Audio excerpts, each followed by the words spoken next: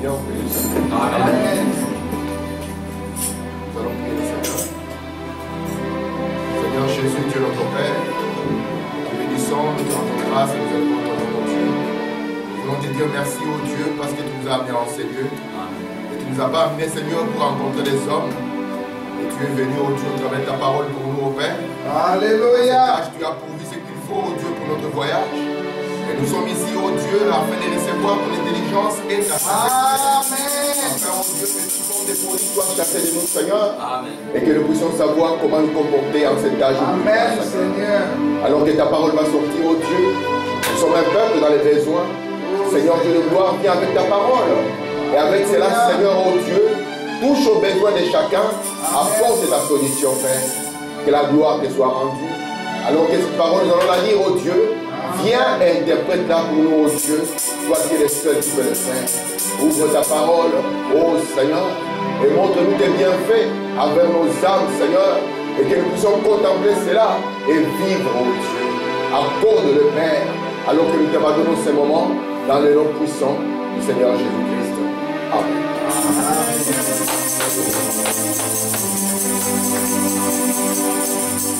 Alors que nous sommes debout, nous allons lire dans la parole de Dieu. Nous allons lire dans Apocalypse au chapitre 5, du 1er jusqu'au 3e verset. Lisons la parole de Dieu ensemble. C'est pas affiché. Pas affiché.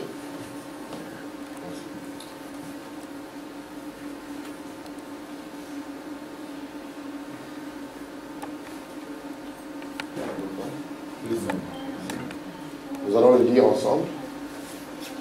Puis je vis dans la main droite de celui qui était assis sur le trône un livre écrit en dedans et en dehors, scellé de 7 sceaux. Et je vis un ange puissant qui criait d'une voix forte: il est digne d'ouvrir les livres et d'en rompre les sceaux. Et personne dans le ciel, ni sur la terre, ni sous la terre, ne put ouvrir les livres ni les regarder. Que Dieu ajoute des bénédictions à la lecture de sa parole. Amen. Alors que nous sommes assis, je vais lire encore le suite de l'écriture. Je vais lire dans Daniel au chapitre 12 à partir du verset 8. Il est écrit ceci: j'entendis, mais je ne compris pas. Et je dis: mon Seigneur, quelle sera l'issue de ces choses? Il répondit: va Daniel, car ces paroles seront tenues secrètes et scellées jusqu'au temps de la fin. Plusieurs seront purifiés, blanchis et épurés. Les méchants feront le mal, et aucun des méchants ne comprendra. Mais ceux qui auront de l'intelligence comprendront. Amen. Amen. Notre sujet, c'est, je l'ai intitulé pour la fin, Apocalypse, le livre des symboles. Et la fois passée, j'ai essayé de vous ramener un tout petit peu dans les sujets. Aujourd'hui encore, on va essayer de replonger pour qu'à la 3e, à la 4e séquence, nous puissions commencer les nouvelles parties. Remarquez un peu, nous sommes en train de parler du livre d'Apocalypse. Et nous avons vu que le livre d'Apocalypse, ce ne sont que symboles après symboles. Mais nous avons compris une chose, c'est que Dieu dans sa parole, quand il a des symboles, la seule manière qu'il a de parler, quand il a des secrets, des mystères et des symboles, c'est au travers d'un don de prophète. Parce qu'il est écrit dans Amos 3 au verset 7, que l'Éternel Dieu ne fait rien sans révéler ses secrets à ses serviteurs, les prophètes. Et Dieu, dans ces temps de la fin, il nous a envoyé un prophète. C'est pour ça que mon but a toujours été que si quelqu'un traverse cette porte, il puisse savoir que l'interprétation que nous avons de la parole ne nous vient pas de nous-mêmes, mais parce que nous avons reçu un prophète, et le prophète, il est la bouche de Dieu, il est l'envoyé de Dieu, il est le porte-parole de Dieu, et un prophète messager, il est l'interprète divin de la parole de Dieu. Amen. Amen. Amen. Et nous allons voir les symboles après symboles, la manière dont le prophète les a reçus. Je vous ai dit que le livre d'Apocalypse nous parle de la révélation de Jésus-Christ, non pas du séjour de Jésus sur la terre, mais de la continuité de l'œuvre de Jésus au cours des âges de l'Église et dans la suite. Amen. Je vous ai dit que pour étudier ces livres, il est pour nous primordial de garder à l'esprit les tabernacles tels que Dieu l'avait donné à Moïse. Parce que ce que Jean a vu aura fortement rapport avec les tabernacles. Et nous avons vu que le tabernacle était une maison à 3 parties qui était composée du parvis extérieur, du lieu saint et du lieu très saint. Et le parvis extérieur contenait la cuve de purification et l'autel des sacrifices. Amen. Et cela représentait la première venue du Seigneur Jésus lors de son pèlerinage sur la terre. Le but pour lequel Jésus était venu sur la terre, c'était pour accomplir l'écriture qui disait « Tu n'as voulu ni sacrifice ni offrande, mais tu m'as formé un corps. » Et ce corps-là devait être le corps qui devait être sacrifié pour le péché de tous. Amen. Et c'est ainsi que Jésus est monté sur l'autel des sacrifices, la croix, et il a donné sa vie. Et le sang qui est sorti de cela devait être recueilli afin que le travail de Dieu puisse continuer. Et nous avons vu que Jésus, quand il était dans la chair, il avait annoncé à ses disciples, « Je viens du Père et je retourne au Père. » Et retourner au Père, c'était quitter la forme de la chair et retourner dans la forme de la colonne de feu. Et lorsqu'il retourne dans la forme de la colonne de feu, il commence la deuxième partie. Parce que les chandeliers ici n'étaient allumés par aucun autre feu. Ils devaient être allumés par le feu provenant de la colonne de feu. Et quand le chandelier est allumé, c'était les âges de l'Église qui devaient commencer. C'était cette étape de temps. Maintenant, remarquez. Aujourd'hui, j'aimerais parler un tout petit peu sur le sceau. Introduire cela de manière à ce que chaque personne en quittant ici puisse savoir de quoi nous parlons. Amen. Parce que si nous n'avons pas le sceau, nous allons présumer. Si nous n'avons pas le sceau, nous ne pouvons jamais atteindre la pensée de Dieu et avoir l'intelligence que Dieu veut que nous puissions avoir. Amen. Amen. Est-ce que je peux avoir vos amens au moins? Amen. Amen. Je suis dans le message, le véritable sceau de Pâques. Amen. Je vais lire au paragraphe 119. Frère Branham me dit ceci. Bon, maintenant, le sceau, c'est un signe d'une œuvre achevée. Nous savons qu'un sceau, par exemple, quand on veut sceller un wagon, eh bien, on y accomplit tout le travail. Pardon. On y accomplit tout le travail. On charge le tout. Ensuite, il est scellé jusqu'à destination. Amen. Tout sceau est une œuvre achevée. Très bien. Quand vous rédigez une lettre, il est par la suite scellé à la fin. Il n'est scellé que jusqu'à ce que ce soit terminé. Branham est parti dans le dictionnaire et il a voulu prendre la définition d'un sceau. Nous avons lu dans Apocalypse chapitre 5 que celui qui était assis sur le trône, il avait dans sa main droite, donc dans sa puissance, un livre qui était écrit en dedans et en dehors et était scellé de 7 sceaux. Maintenant, la définition du sceau ici, c'est qu'un sceau signifie que c'est une œuvre qui est achevée, c'est une œuvre qui est terminée. Amen. Amen. Est-ce que ça va jusque-là? Amen. Merci Seigneur. Regardez maintenant, dans le 6e sceau, je suis au paragraphe 322. Madame dit, eh bien, tout le plan de la rédemption, tout entier, repose sous ce sceau. Le livre entier. Amen. Donc Dieu, dans son plan de la rédemption, parce que lorsque nous parlons des sceaux, les sceaux ont quelque chose à voir avec la rédemption. Vous voyez ça? Les sceaux ont tellement à voir avec la rédemption. Et Frère Branham nous dit, tout le plan de la rédemption, tout entier, repose sur ces sceaux. Donc pour pouvoir percer le plan de la rédemption, il faut que le sceau nous soit ouvert. Et quand les sceaux nous sont ouverts, alors nous pouvons voir ce qui est caché dans le plan de la rédemption. Amen. Alors frère, c'est quoi le plan de la rédemption?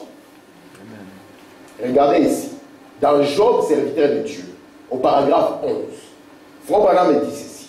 Job, le livre le plus ancien de la Bible. Lorsque vous prenez votre Bible, ne pensez pas que la Genèse est le livre le plus ancien. Non. C'est Job qui est le livre le plus ancien de toute la Bible. Regardez maintenant. Job, le livre le plus ancien de la Bible, est censé être écrit avant même que Moïse n'ait écrit la Genèse. Amen. Mais c'est le plus ancien livre de la Bible parlait de la rédemption. Amen. Et la rédemption existait déjà bien avant cela. La rédemption est l'une des plus anciennes choses de la Bible. Savez-vous que la rédemption a existé même avant? Le plan de la rédemption avait été tracé avant que le monde n'ait été formé. Amen. Écoutez, Dieu a vu d'avance, il a prévu la rédemption avant même qu'il n'ait formé le monde. Donc Dieu, il avait un plan. Parce que lorsqu'on parle de rédempter, ça signifie racheter, ça signifie ramener. Dieu savait que dans son plan, il voulait que l'homme puisse tomber. Est-ce que c'est vrai? Amen. Mais dans son plan, lorsqu'il voulait que l'homme puisse tomber, Amen. il devait aussi prévoir comment le ramener. Très bien. Parce que la chute de l'homme était un moyen pour Dieu d'exprimer tout ce qu'il pouvait être. Très bien. Parce que aussi longtemps que l'homme ne tombait pas, il ne pouvait pas exprimer qu'il était un rameneur. Il ne pouvait pas exprimer qu'il était un guérisseur. Il ne pouvait pas exprimer qu'il était un sauveur. Or, quand il se révèle à Israël, il dit, je suis Dieu, je suis ton rédempteur, ô Israël. Alléluia. Amen. Amen. Et dans ses plans maintenant, il devait maintenant établir tout ce qu'il devait faire. Et il a caché cela en lui, et il a établi cela avant même que le monde ne soit créé. C'est pour cela que la Bible dit que même l'agneau a été immolé avant même que le monde ne soit. Mais tout cela était caché en Dieu dans ce que nous appelons le plan de la rédemption. Donc nous devons savoir que notre vie sur la terre n'est pas basée sur un hasard. Non. Amen. Amen. Même tout ce qui nous arrive, il n'y a rien qui arrive par hasard. Amen. Amen. Ainsi Dieu, en tant que responsable, il n'a laissé rien par hasard. Il a établi cela dans un plan. Amen. Amen. Et ce plan maintenant, Dieu devait les cacher. Hein, Sœur Manuela? Pour que les gens ne puissent pas accéder à ce qu'il allait faire. Donc avant que le temps commence à se dérouler, Dieu a déjà un programme qui va se dérouler dans le temps. Et pour que les gens ne puissent pas y accéder, qu'est-ce que Dieu fait? Il cache cela. Il cache le programme qui va se dérouler dans le temps. Amen. Amen. C'est pour ça que lorsque vous êtes un fils de Dieu, vous ne pouvez jamais être perdu. Très bien. Même si tous les pasteurs disent que tu es perdu. Mais si tu es un fils de Dieu, tu ne pourras jamais être perdu. Amen. Amen. C'est pour ça que même à la croix, il y avait un voleur. Quand on l'a condamné, c'était un voleur. Et je pense que les parents ont montré leurs enfants. J'aime toujours cet exemple. Regardez lui, Jean-Pierre. Vous voyez qu'il meurt. Ne suivez pas son chemin. Mais Jean-Pierre était une sémence. Jésus devait aller les rencontrer même à la croix. Alléluia. Avant qu'il puisse expier. Parce que chaque enfant de Dieu, dans le plan de Dieu, ne peut jamais être perdu. Frère Branham dit, la première des choses que Paul voulait faire avec les Hébreux, il voulait leur enlever la pensée d'être sauvés aujourd'hui et d'être perdus demain. Amen. Votre fils restera votre fils, peu importe ce qu'il est. Alléluia.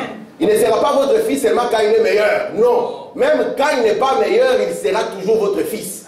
C'est pour ça que quand nous étions dans la boue, nous étions toujours des fils de Dieu. Amen. Et en tant que fils de Dieu, dans son plan, il devait venir nous chercher. Alléluia. Frère Branham dit, nous ne l'aimons pas parce que nous avons peur de l'enfer, parce que nous avons peur de la maladie. Non, nous l'aimons parce que nous sommes attachés à lui. Et même s'il nous envoie à l'enfer, nous l'aimerons toujours. Amen. Et s'il nous envoie à l'enfer, lui-même, comme il sait que nous sommes une partie de lui, Alléluia. sans nous, il est incomplet. Même à l'enfer, il ira pour nous y ramener. Très bien. Amen. Alléluia. Parce qu'il l'a déjà fait. Amen.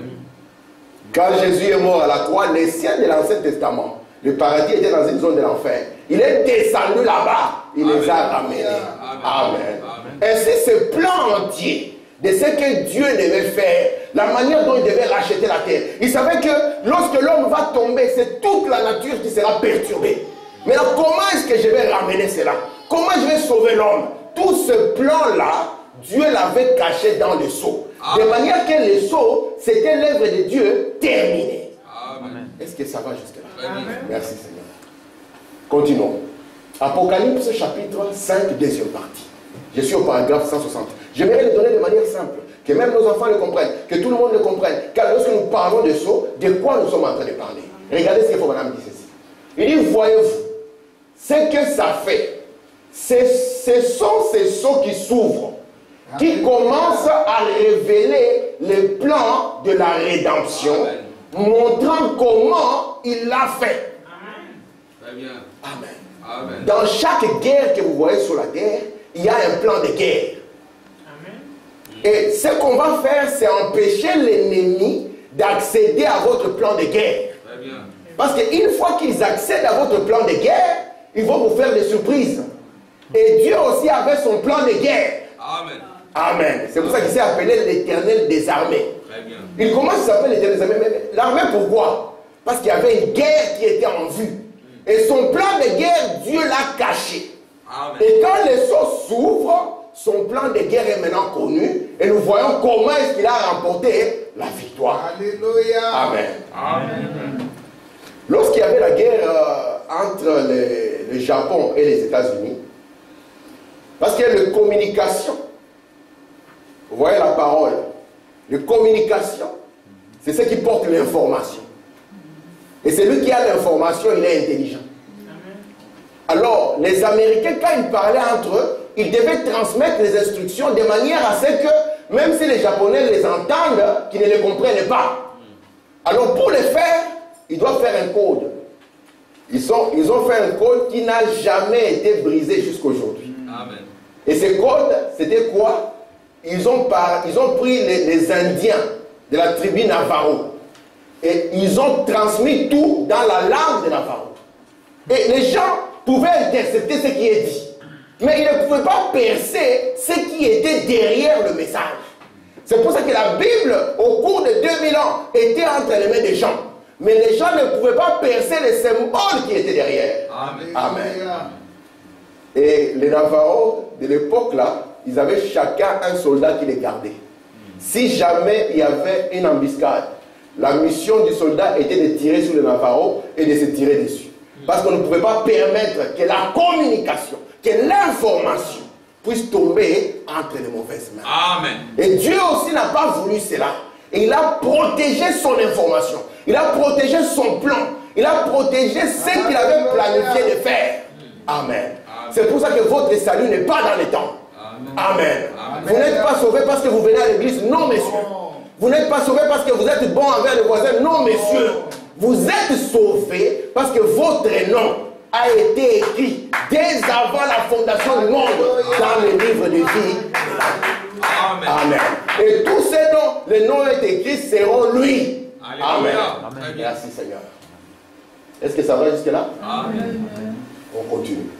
Maintenant, quand nous avons parlé du plan de la rédemption par rapport au sceau, regardez ce que nous avons vu. Nous avons vu avec vous que le livre d'Apocalypse est divisé en 3 parties, à savoir Apocalypse chapitre 1 à chapitre 3, de 4 à 19 et de 19 à 22. Et nous avons vu que la première partie, le chapitre 1 au chapitre 3, nous l'avons appelé la rédemption par le sang. C'est aussi la rédemption par la puissance, dit Frère Branham. Ici, c'est la rédemption par le sang. Amen. C'est Dieu qui vient au travers du sang de Jésus-Christ pour pouvoir racheter une épouse sortant des nations. Et cette période ici se déroulera pendant une partie de ce qui est appelé le temps des nations. Vous êtes avec moi? Gardez ça à l'esprit, le temps des nations. Après cela, une fois que Dieu a terminé par la rédemption par le sang, ou bien par la grâce, la deuxième partie, ça sera Israël. Ça sera la rédemption par le jugement. Amen. Et cette partie de la rédemption par le jugement, ça va se dérouler durant la dernière moitié de la 70e semaine de Daniel. Et puis après, nous aurons Apocalypse 19 et 22, qui sera la rédemption dans sa totalité et dans la joie. C'est pour ça que je vous ai dit que dans le sceau est caché le plan entier de la rédemption. Amen. Amen. Ça va jusque-là? Amen. Merci mon Dieu. Continuons la lecture.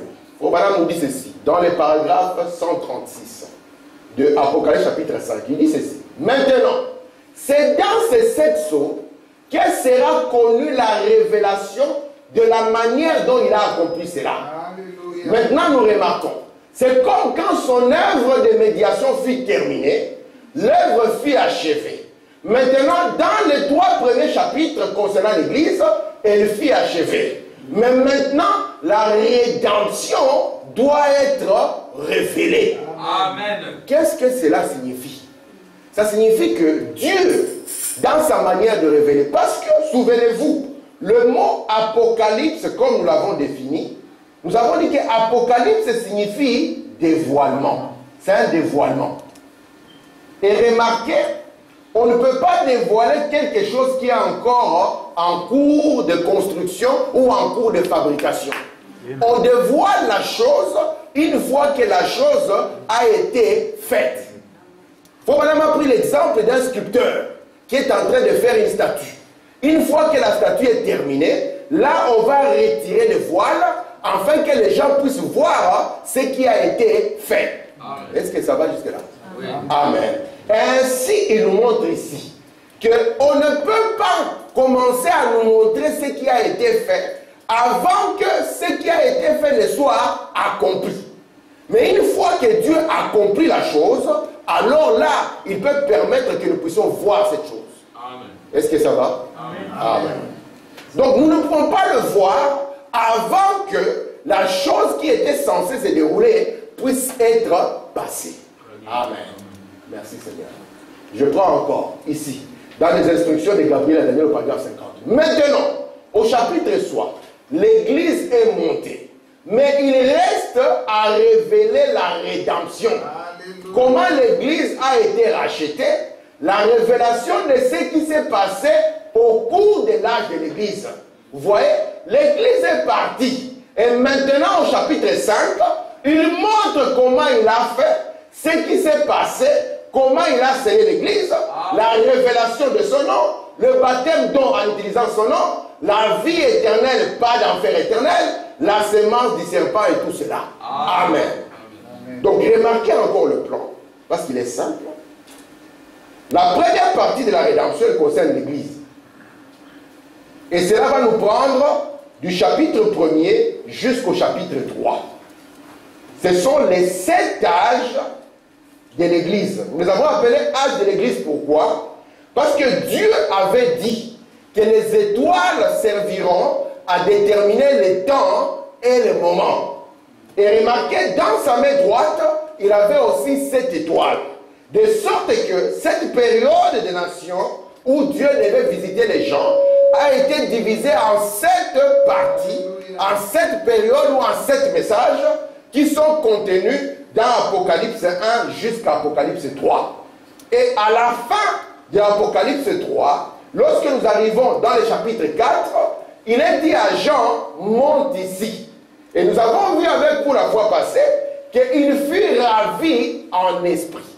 Amen. Amen. Et quand il est ravi en esprit, le but ici c'est quoi? Le but d'abord est que Dieu puisse lui montrer ce que Dieu a accompli dans cette première partie. Qu'il puisse lui montrer ce qu'il a fait au cours de cet âge de l'Église. Amen. Amen. Merci Seigneur.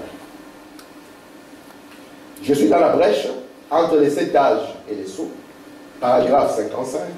Soyez avec moi. Je vous sens très fatigué. Il est écrit, ce livre n'est révélé que lorsque les âges de l'Église et les âges des dénominations sont terminés. Amen. Et qu'il n'y a plus de temps. Il n'est révélé qu'une fois les âges de l'Église et les âges des dénominations terminés. Amen. Parce que je vous ai dit que la manière dont Dieu révèle une chose, il doit révéler une chose quand la chose s'est déjà passée. Parce que s'il la révèle avant, son ennemi aussi va se saisir de son plan de guerre. Et Dieu ne pourra pas accomplir ce qu'il a fait. C'est pour ça que je vous ai dit, aujourd'hui, on ne vous dit plus, venez pour être sauvés. Non. Amen. On vous dit, venez voir comment est-ce que Dieu vous a sauvé et identifiez-vous à cela. Très bien. Parce que la rédemption est là deux parties. Amen. La première partie, c'est quoi? Je vais vous donner un exemple simple. Disons que ce bâtiment appartient à la sœur Manuela, le bâtiment ici. Et la sœur Manuela, après un moment, elle a des difficultés. Elle prend le bâtiment, elle va le vendre aux frères urbains. Or, la loi d'Israël est que un homme ne peut pas perdre sa terre. Amen. Alors, lorsqu'il vend cela à frère urbain, il faut que son bâtiment puisse lui être rendu. Alors, comment est-ce que le bâtiment sera rendu? On va regarder à Sœur Manuela. Est-ce que tu as l'argent pour acheter ton bâtiment? Elle dira, je n'ai pas d'argent. Alors, il dira, ce n'est pas grave. Regarde dans ta famille. Amen. Si tu as quelqu'un qui est capable de le faire. Alors, elle regarde dans sa famille. Et dans sa famille, il y a la sœur Arlette qui a l'argent. Alléluia. Et la sœur Arlette, elle sera appelée Goël. Amen. Vous voyez ça? Elle sera appelée, donc, le proche parent capable de racheter. Et qu'est-ce que la sœur Arlette va faire? La sœur Arlette va dire, Manuela, ne t'en fais pas. Elle va aller voir le frère urbain. Elle va dire, frère urbain, la sœur Manuela te doit combien? Elle dit, elle me doit tel montant. Elle prendra le montant, donnera au frère urbain. Ça, c'est la première des choses. Elle a payé le prix. Amen. Et la deuxième des choses maintenant, il faut prendre la sœur et la ramener dans son bâtiment. Amen. Alors on dira qu'elle a accompli pleinement le rachat. Amen. Et Jésus à la croix, il avait fait la première partie. Il a payé le prix. Amen. Amen. C'est pour ça que son corps était dans le but de payer le prix. Mais la deuxième partie, c'est qu'il devait ramener l'homme dans la position qu'il avait avant la chute. Amen. Amen. Amen. Et c'est ce qu'il devait faire au cours des âges. Amen. Amen. Est-ce que ça va jusque-là? Amen. Merci Seigneur. Je continue dans la brèche. Frère Madame dit ceci. J'aime beaucoup cette citation. Ce livre scellé des 7 sceaux est révélé au temps des 7 tonnerres d'Apocalypse 10. Ça, c'est une précision. Au temps des 7 tonnerres, c'est là où ce livre scellé est révélé. Vous prenez les notes. Dites, prenons donc Apocalypse 10 un instant, et il faut que madame commence à lire. Pour que vous puissiez le comprendre avant que nous en arrivions. Eh bien, ceci se passe au temps de la fin. Amen. Daniel avait vu aussi le déroulement des choses. Et Daniel voulait comprendre cela. On a dit à Daniel, non, pas maintenant. Toi, va te reposer. Ce livre sera tenu secret et scellé, non pas jusqu'au dernier jour, mais jusqu'au temps de la fin. Et le temps de la fin, c'est la fin de la 70e semaine de Daniel. Amen. Il dit, ce livre sera tenu secret jusqu'au temps de 7 tonnerres. Est-ce que ça va jusque-là? Amen. Donc, lorsque nous arrivons au temps de 7 tonnerres, c'est que le plan de Dieu qui était dans le livre, Dieu l'a accompli. Amen. Amen. Merci Seigneur. Je continue. Je suis dans le premier sceau, paragraphe 61. Maintenant, remarquez, cela doit être révélé quand l'agneau quittera son lieu d'intercession auprès du Père. Amen. Bon, ça c'est Apocalypse 5. Maintenant, il prend les livres des sceaux, les livres des sceaux ou un livre scellé de 7 sceaux. Il les brise et les montre. Regardez, à la fin là, une fois l'interception terminée, que les âges de l'Église sont terminés. Je vais revenir au petit schéma du début pour illustrer ce qu'il faut Madame venir dire ici. Remarquez ici, Jésus, quand il était ici, il était l'aigle, le prophète. Il était le fils de l'homme lors de sa première venue sur la terre. Amen. Amen. Et remarquez maintenant, on dit de Jésus qu'il est le souverain sacrificateur, qui est entré dans le tabernacle de Dieu avec son propre sang. Amen. Et comment cela devait se faire? Lorsque Jésus, après avoir été sacrifié ici, Je vous ai dit, lorsqu'on sacrifiait l'agneau, ce qui était important pour la suite, ce n'était plus le corps de l'agneau. Ce qui était important pour la suite, c'était le sang qui était dans cet agneau. Et le sang parle de la vie. Vous êtes là? Et remarquez maintenant, dans cette partie ici, qui est l'autre partie du ministère du même Jésus, je vous ai toujours dit que, peu importe la forme qu'il prend, c'est toujours le même Seigneur Jésus. Et le même Seigneur Jésus, lorsqu'il vient dans cette deuxième partie, dans cette deuxième phase, où il est Fils de Dieu, où il vient comme sacrificateur, parce qu'il va porter le sang. Amen. Amen. Et ici s'accomplit l'écriture qui dit qu'il n'y a qu'un seul intercesseur entre Dieu et les hommes, à savoir Jésus-Christ homme. Et il accomplit cela au travers de ces 7 messagers. Parce que chaque messager s'avance avec le sang de Jésus-Christ pour pouvoir faire l'expiation pour les élus de son temps. Amen. Amen. Vous voyez cela? Amen. Et souvenez-vous, durant tous ces temps ici, c'est Jésus qui est à la droite du Père. Lorsque nous parlons de Jésus à la droite du Père, ça ne veut pas dire que Dieu a une main droite, mais c'est Jésus dans la puissance de Dieu. Et Amen. Jésus dans la puissance de Dieu s'exprime au travers des 7 étoiles qui sont dans sa main droite. Amen. Amen. Amen. Et remarquez, c'est là Jésus-Christ faisant l'œuvre d'intercession. Et ceci se passe Apocalypse 1 jusqu'à Apocalypse 3. Amen. Parce que après, lorsque Jean va monter, il va voir un agneau s'élever. L'agneau a 7 cornes et aux 7 yeux. Amen. Est-ce que ça va jusque-là? Amen. Merci Seigneur. Ok. Je prends ici dans les premiers sous, pour que vous puissiez comprendre cela. Paragraphe 151. Ce n'est qu'au dernier jour que cela doit être révélé. Quand le sol lui-même est brisé. Brisé pour qui? Pas pour Christ, mais pour l'Église. Remarquez, oh là là, j'en tremble. J'espère que l'Église comprend vraiment ce que je vais dire. Je vais ici, je dis, je vais vous appeler l'épouse, parce que vous voyez, vous comprendrez. Amen. Alléluia. On a dit que le méchant ne comprendra pas. Amen. Mais l'épouse comprendra. Amen. Amen. Amen. Parce que ça sera un secret qui lui sera chuchoté à l'oreille. Amen. Regarde comment je l'ai fait. Tu vois, dans ce rôle-là, c'était moi. Dans cette étape-là, c'était moi. Dans celui-ci, c'était moi. Amen. Et l'Église et l'épouse va se réjouir de voir comment ce Seigneur... Parce qu'à un moment, on s'est posé la question. Seigneur, comment est-ce que tu as placé les serpents en Éden, sachant que les serpents allaient faire du mal à tes enfants? Au cours des âges, on s'est posé cette question. Pourquoi Dieu, en tant que Dieu, il a créé le diable, sachant que le diable va amener des problèmes? Mais dans son plan, nous comprenons pourquoi le diable était là. Et nous disons merci Seigneur. Amen. Parce que entre le pécheur et le sauveur est plus grand. Entre la maladie et le guérisseur est plus grand. De manière que dans son plan, il avait le moyen et les voies pour nous sortir dans la joie. Amen. Amen. Je continue ici dans la fête des trompettes. Donc, les mystères cachés de Christ ont été révélés entièrement dans les 7 sceaux. Cela a d'abord révélé les 7 âges de l'Église. Les âges ont été dévoilés et situés en harmonie avec l'histoire et aussi avec la Bible, placés en position telle qu'elle. Donc quand les 7 sceaux s'ouvrent, ils révèlent le seul mystère de Dieu, qui est Christ.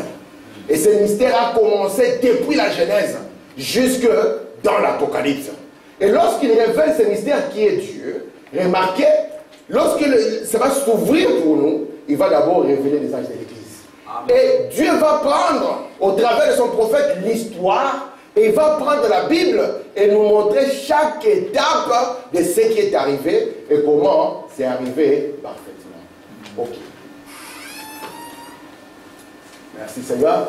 Je continue dans les premiers sceaux, paragraphe 24. Au chapitre 4, Jean est enlevé pour voir les choses qui ont été, qui sont et qui seront. Mais pour ce qui est de l'Église, ça se termine au chapitre 4. Alors Christ enlève l'Église qui est ravie dans les airs à sa rencontre. Alléluia. Amen. Donc ici, quand Jean monte, nous avons dit que lorsque nous parlons de l'enlèvement,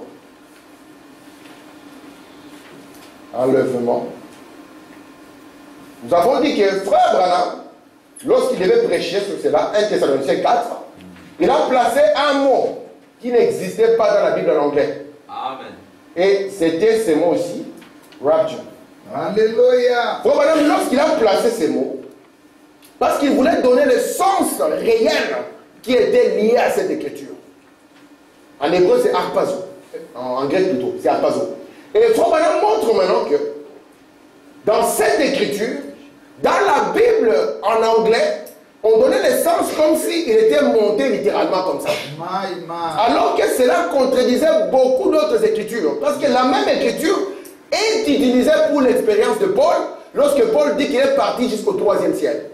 Et remarquez maintenant, Branham voulait faire sortir cela, le rapture, qui signifie quoi? Donc on dit aux frères, soyez curieux comme votre prophète, prenez les dictionnaires et voyez le sens pour lequel il a placé ces mots. Et c'est pour ça que la Bible nous dit, j'ai fui ravi en esprit. Et nous avons dit que le but de l'enlèvement, ce n'était pas d'aller manger du poulet. Le but de l'enlèvement, ce n'était pas pour aller faire autre chose. Mais le but de l'enlèvement était pour voir les choses qui ont été, les choses qui sont et les choses qui seront. Amen. Amen. Et remarquez maintenant, les choses qui ont été, ce sont les âges de l'Église. Et les âges de l'Église, par rapport au sceau, ils sont contenus, les 7 âges sont contenus dans le premier jusqu'au 4e sceau. Je parlerai du 5e sceau par rapport à Israël. Ça se déroule durant la même période. Nous dirons Frère Branham. Et puis les choses qui sont, c'est le 6e sceau qui se déroule sur la terre de jugement, alors que l'épouse est montée. Amen. Et puis le 7e sceau, ce sont les choses qui seront. Ce sont les 3 choses que Jean va voir après son enlèvement. Amen. Après son enlèvement, il voit ça. Les choses qui ont été, les choses qui sont et les choses qui seront.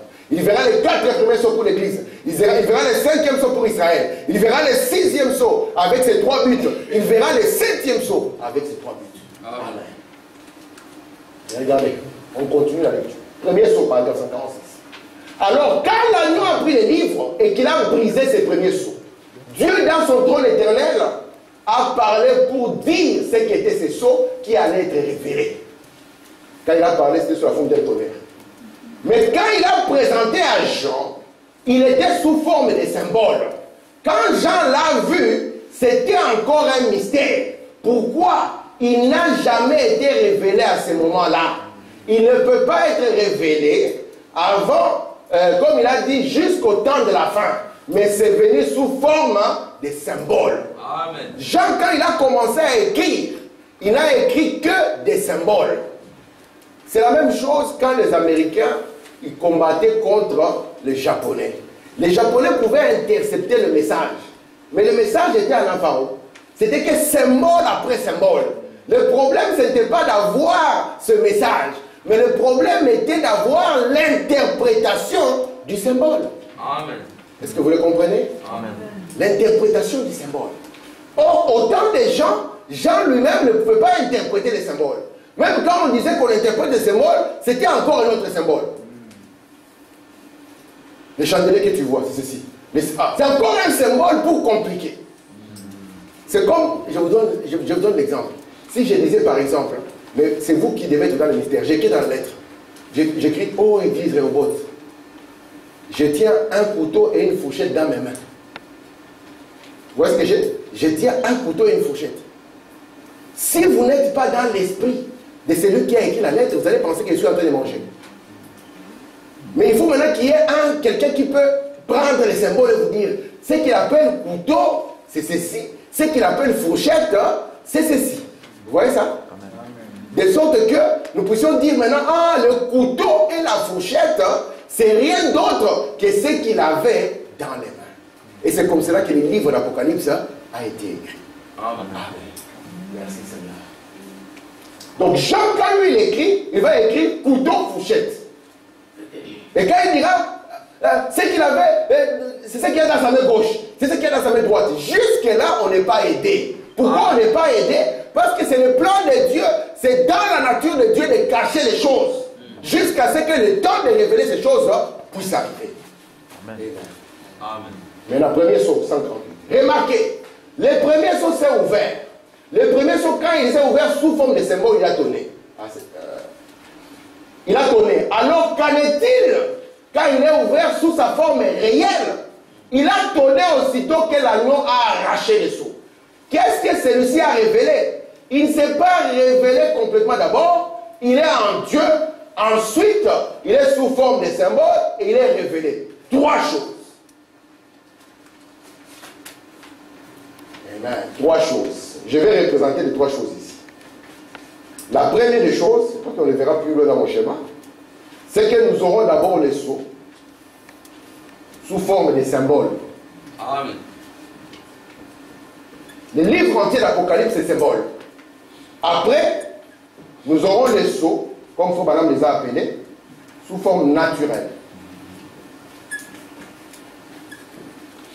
Et puis, la troisième des choses, nous aurons les sceaux, Frère Branham les a dit, du dos du livre. Vous voyez ça? Le dos. La première des choses, c'est Jean qui me l'a donné.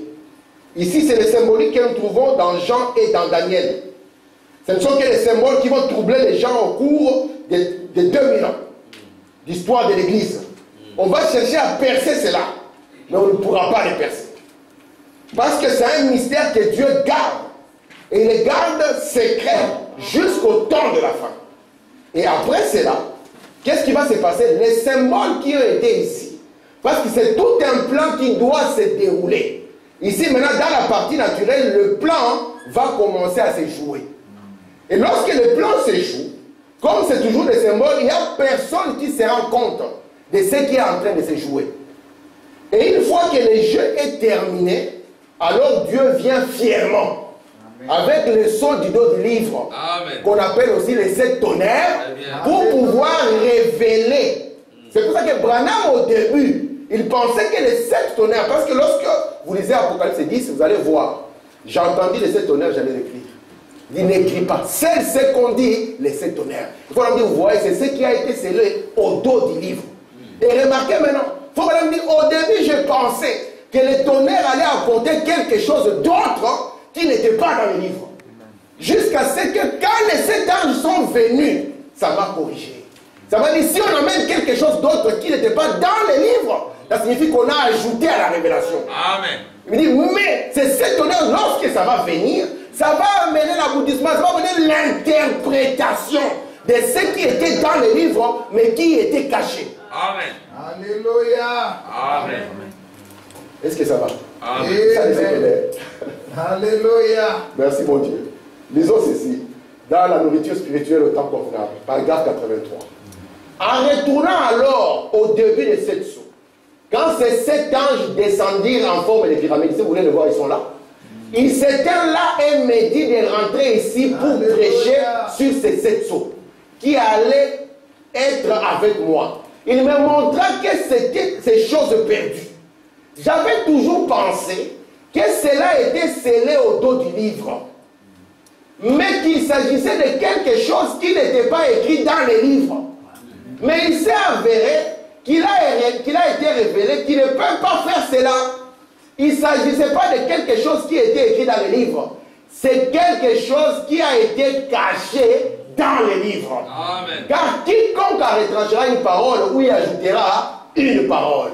Il s'agit donc d'un mystère qui était dans les livres pendant ces 7 âges. Amen. Frère Branham, il avait un ange qui lui apparaissait. Dans l'histoire, Frère Branham n'était pas le seul qui avait un ange. Je ne sais pas si vous connaissez les Mormons. Oui. Ils ont souvent, ils circulent en cravate avec un petit badge où c'est écrit ancien tel, ancien tel. Et le fondateur des Mormons, il s'appelait Joseph Smith. Cet homme aussi, il avait un ange. Les gens voulaient connaître le nom de l'ange qui apparaissait à Frère Branham. Frère Branham me dit, lorsque cet ange vous apparaît, vous ne pouvez même pas avoir le temps de lui dire que vous allez lui poser la question sur son nom. Parce que c'est une onction tellement forte. Ouais, madame dit, ça fait 30 ans qu'elle m'apparaît, mais je ne me suis jamais habitué. Amen. Et l'ange qui est venu devant John Smith, lui, il a révélé son nom, il s'appelait Moroni. Et ce monsieur, il a révélé des choses à John Smith. Et John Smith, par cette révélation, a écrit une Bible qu'on appelle la Bible des Mormons. Alors quelqu'un a posé la question à Frère Branham, toi tu as un ange, lui il a un ange. Alors qui a le vrai ange? Frère Branham dit, je ne refuse pas que John Smith ait vu un ange. Il dit, je ne le refuse pas. Il dit, mais la chose que je trouve bizarre, c'est qu'après que cet ange soit venu, il a ajouté à la Bible. C'est pour ça qu'il dit, peu importe qu'on voit un ange ou qu'on ne le voit pas, s'il vient de la face de l'Éternel, il vous conduira dans la parole. Amen. Si maman nous dit, j'ai vu la Vierge Marie, est-ce que nous allons la combattre? Non. Nous dirons, c'est merveilleux. Qu'est-ce qu'elle a dit? Elle a dit, attachez-vous au chapelet. Nous allons dire, ce n'est pas dans l'Écriture. Amen. Parce que lorsqu'il vient de la face de l'Éternel, il doit vous conduire dans la parole de Dieu. Et c'est pour ça que les 7 voix qui étaient en dehors, dont il était interdit d'écrire, ce n'était pas pour amener quelque chose qui n'était pas dans la parole. C'était pour montrer ce qui était caché et qui était dans la parole de Dieu. Amen. Amen. Très bien. Amen. Est-ce que ça va jusqu'à là? Amen. Ça va. Ah. Lorsque nous parlons de 7 voix, les 7 voix de cette tonnerre, c'est pour ça que ce livre est révélé au temps de cette voix. Lorsque les 7 voix parlent, lorsque les 7 voix tonnent, il nous donne l'interprétation de ce qui était caché. Amen. Amen. Merci Seigneur. Ok. Maintenant, je vous avais promis ici, je vous ai dit que chaque sceau, lorsqu'il est révélé, il a un triple but. Et nous avons compris avec vous que le premier jusqu'au 4e sceau, c'est là, ce sont les 7 âges de l'Église. Est-ce que ça va maintenant? Amen. Du premier jusqu'au 4e sceau, ce sont les 7 âges de l'Église. Maintenant, je vais vous montrer les 7 âges, n'est-ce pas? Les 7 âges de l'Église. Mais vous me laissez m'enfoncer tout seul. Le premier jusqu'au 4e sceau, c'est Apocalypse 1 à Apocalypse 3. D'accord? Ça, c'est le premier sceau jusqu'au 4e sceau. C'est dans les livres, c'est Apocalypse 1 à Apocalypse 3. Et ce sont les 7 âges de l'Église. Amen. Maintenant, regardez le but de chaque sceau ici. Parce que chaque sceau a un triple but. Maintenant, on va voir parfois, voilà, le but, le triple but de chaque sceau ici. Il est dit ici. Dans les instructions de Gabriel à Daniel au paragraphe 63. De même, chaque sceau, une fois brisé dans la parole de Dieu, révèle à l'homme de cet âge, il va révéler 3 choses. Dans quel âge on vit? La première des choses. Quel est l'esprit de l'âge? La deuxième des choses. Quelle est l'église de l'âge? Amen. Vous voyez ça? Dans les 4 premiers sceaux, quand ils vont s'ouvrir, ils doivent révéler à chaque personne qui vit dans un âge, quel est l'âge dans lequel elle vit. Quel est l'esprit de l'âge. Ouais. Et quelle est l'église de l'âge. Alléluia. Dans l'église de l'âge, je vous suis remarqué. Parce que nous tous, nous voulons y aller. Hein. Alléluia. L'église de l'âge est ici, l'église de l'âge est où? Amen. Nous avons 3 choses. On voit l'âge dans lequel on vit. On voit l'esprit de l'âge. Et puis on voit l'église de l'âge. Souvenez-vous de ceci. Lorsque nous avons tracé les chandeliers, je vais vraiment simplifier ceci, que ça ne soit pas comme des chinois, pour que chaque personne qui vient ici puisse comprendre de quoi nous parlons. C'est important. Regardez, lorsque nous parlons du chandelier, nous avons dit que les chandeliers avaient 7 branches, n'est-ce pas? Amen. N'est-ce pas? Amen. Amen. Les chandeliers avaient 7 branches. Et les 7 branches représentaient les 7 âges de l'Église. Et je vous ai dit, c'est ici où la colonne de feu est venue pour se reposer. Amen. Amen. Parce que Jésus, son corps était devenu son Église. Amen. Et la colonne de feu est venue ici. Souvenez-vous que la colonne de feu, c'est le Père de Jésus. Et ceci était le trône du Père. Amen. Et la preuve que c'était le trône du Père, c'est que les chandeliers ici étaient protégés par 4 onctions. Nous avons le lion. Nous avons le lion. Nous avons quoi encore? Le bœuf ou le veau. Nous avons quoi? Nous avons l'homme. Et puis, nous avons l'aigle. Et comme la parole de Dieu ne peut pas se contredire, la révélation de la parole ne vient pas au temps du lion. Ça contredirait automatiquement Amos 3:7. Ça ne vient pas au temps du veau. Non. Ça ne vient pas au temps de l'homme. Cela doit venir au temps de l'aigle. Amen. Parce que l'aigle, c'est le prophète. Amen. Amen. Regardez maintenant, ce sont les 4 onctions, ou bien les 4 esprits qu'on va retrouver au cours de cet âge de l'Église. Et ces 4 onctions, ces 4 esprits vont oindre l'homme de l'âge par rapport à cet âge ici. Alléluia. Amen. Amen. Donc ça va nous montrer dans quel âge. Ça dira à l'homme, ici c'est Éphèse, ici c'est Smyrne, ici c'est Pergame, ici c'est Thyatire, ici c'est Sardes, ici c'est Philadelphie, ici c'est Laodicée. Ça parlera de l'église, ici c'est Paul, ici c'est Branham. Est-ce que vous comprenez ça? Amen. Ça sera le but de ces sons. Si les sons n'étaient pas ouverts, nous pourrons dire seulement écrit à l'ange de l'église 2. Mais quand le son est ouvert, nous dirons l'ange là s'appelle tel. Et l'onction qui était sur lui, le voici. Et la même onction a été sur les gens de son âge. Amen. Aujourd'hui, si on nous amène pour aller être mangé dans les lions, par les lions dans les stades ici, Roi Baudouin, je crois que ce sera de notre droit de prendre la fuite, frère Samuel. Amen. Fuite en avant. Parce que ce n'est pas l'onction de l'âge. Amen. Merci mon Dieu. Donc, comme je l'ai dit, la première chose, nous avons les 7 sceaux de l'Apocalypse qui sont sous forme de symboles. La deuxième des choses, c'est l'histoire qui s'accomplit. Et la troisième des choses vient maintenant la révélation pour montrer ce qu'est le symbole, pour montrer maintenant les symboles dans l'histoire et confirmer par la parole de Dieu. Parce que nous ne devons rien ajouter ni rien retrancher. Je me dirige vers la fin. Écoutez, ok. J'arrive là où je voulais. Merci mon Dieu. Lisons cette citation ensemble, et puis je vais lire encore 1 ou 2 citations et on arrête. Ça ne sera pas plus d'1 ou 2 encore.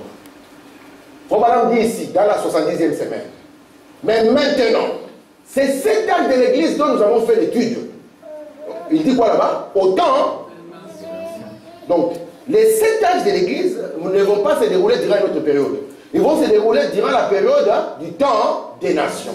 Et les 7 âges de l'église, regardez, de la crucifixion de Christ jusqu'à la fin de l'église. Donc, les 7 âges de l'église, le temps des nations est plus grand et plus vaste que les 7 âges.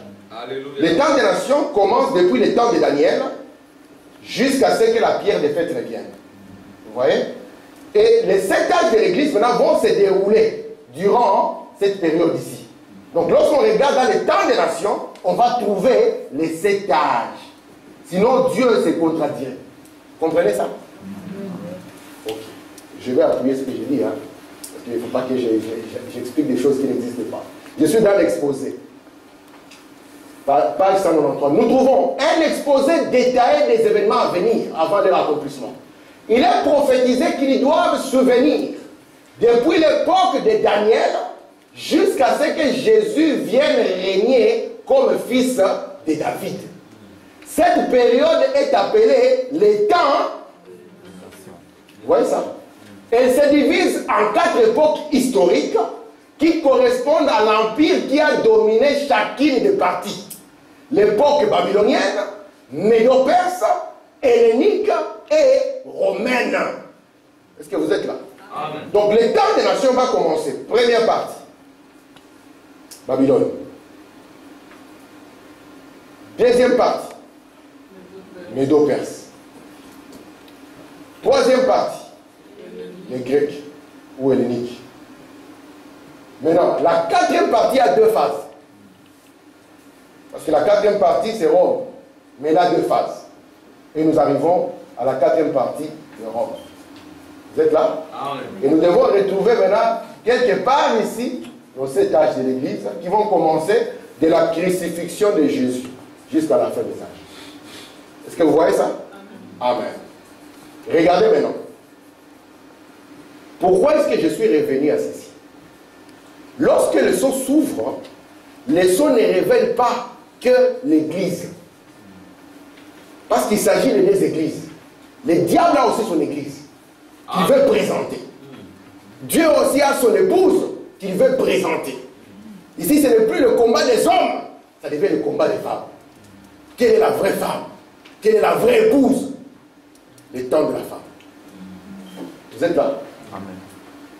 Parce que dans le livre d'Apocalypse, nous verrons une femme sur laquelle est écrit un nom, Babylone, mystère.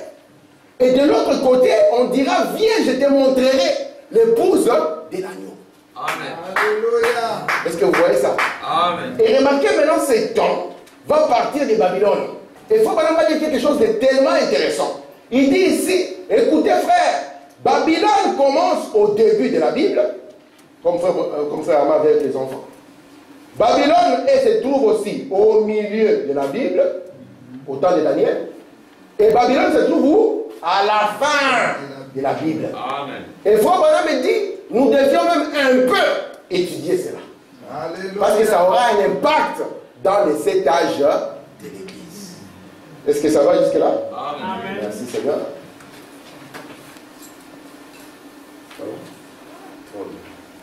Maintenant, remarquez.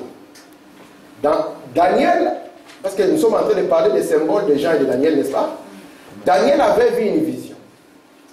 Vous pouvez voir ceci dans Daniel 2 et dans Daniel 7. Daniel avait vu en son jour, non, c'est le roi qui avait vu. Il avait vu une grande statue avec 4 parties. Et Daniel devait venir maintenant pour pouvoir interpréter ceci. Et Daniel a commencé à dire au roi, il y a 4 grands royaumes qui vont se dérouler dans cette période que nous avons appelée les temps des nations. Cela commence par la tête d'or qui est Babylone. Et il a vu aussi 4 animaux qui vont aussi se succéder. Dans les symboles, un animal représente une puissance. Oui. Ça représente ces royaumes qui allaient se succéder. Nous avions ici la tête d'or qui était Babylone. En face, c'était un lion avec les ailes, qui a toujours été le symbole babylonien. Si vous allez voir le symbole chaldéen, vous allez voir c'était un lion ailé. Après cela, il y avait la poitrine et les bras qui étaient d'argent. Et l'animal en face, c'était un ours, une puissance. Et venait l'empire grec, et en face, c'était un léopard. Moi, ce qui m'a intéressé, c'est le passage du premier empire vers le dernier empire. Amen. Amen. Le passage du premier empire vers le dernier empire. Et lorsqu'il en arrive maintenant, ici aux jambes, il voit que les jambes sont de fer.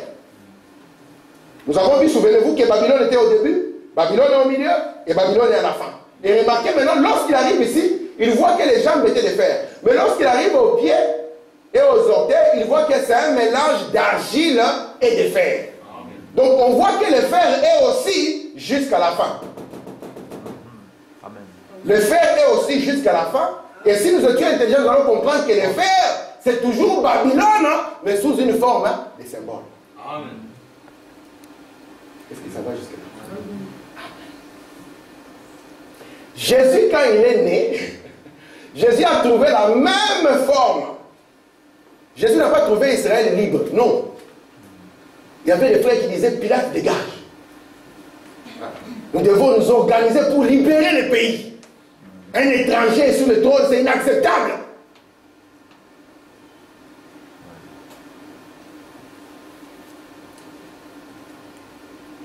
Jésus est né sous la domination des Romains. C'était la 4e partie. Mais remarquez ici, vous voyez que c'est d'abord le fer, et puis il y a un changement. Il y a un mélange de fer et d'argile.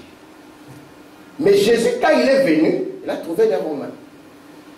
Et Jésus avait pris le pancarte, il était en tête de marche. Il nous faut renverser les Romains. Lisons ça, voilà.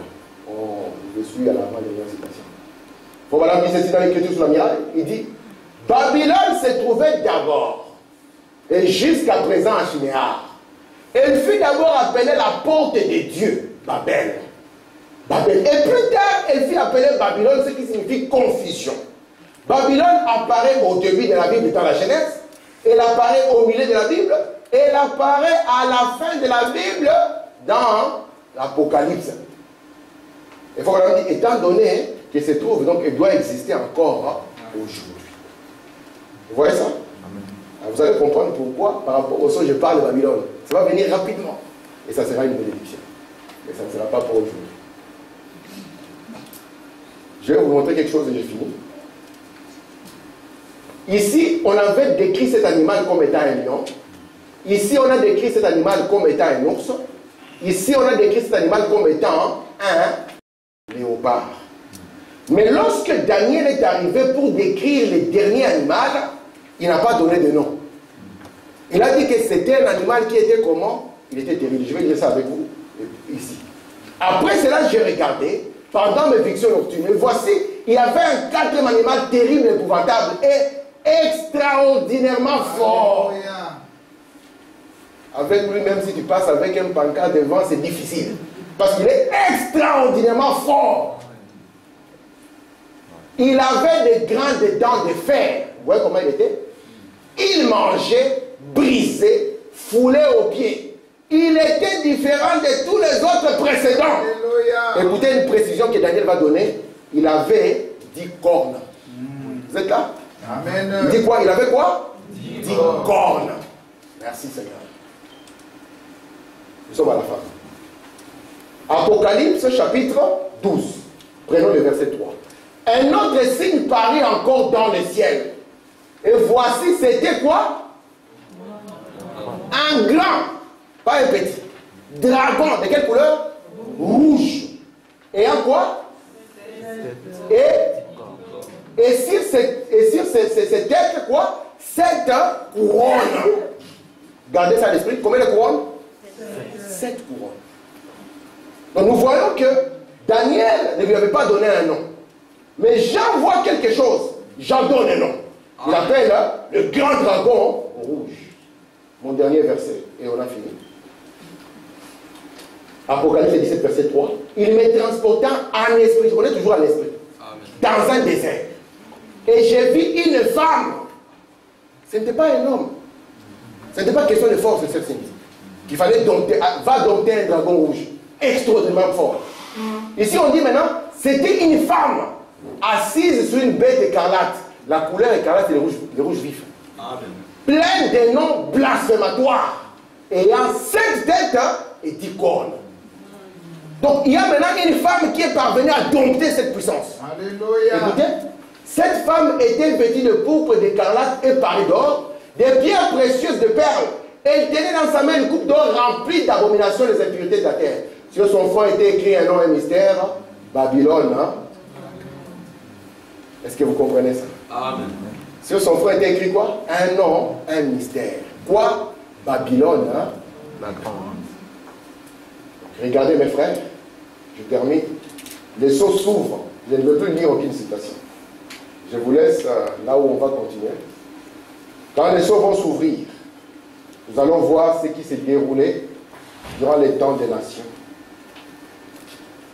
Le temps des nations qui commence du temps de Daniel jusqu'à ce que la pierre des fêtes revienne, où Jésus-Christ revienne comme fils de David.